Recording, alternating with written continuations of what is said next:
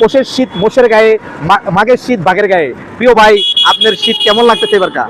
এবার তো মোটামুটি আরো 2-4-5 বছর এরকম শীত দেখিনি, যে এবারকার যে শীত চলতেছে তাপমাত্রা মোটামুটি। যাক আলহামদুলিল্লাহ। তা আসলে শীতটা এবার অনেক বেশি।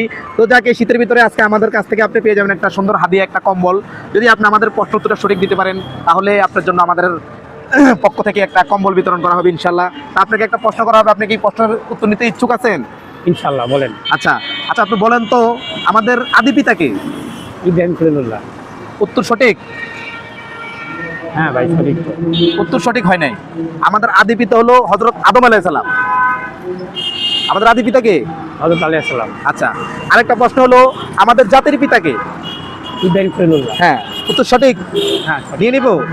তো সঠিক। আলহামদুলিল্লাহ। আসলে আমাদের প্রিয় ভাইয়ের প্রথম প্রশ্নের উত্তরটা হয় নাই। আমাদের আদি পিতা হলো আদম আলাইহিস সালাম, আর জাতির পিতা হলো ইব্রাহিম খলিল।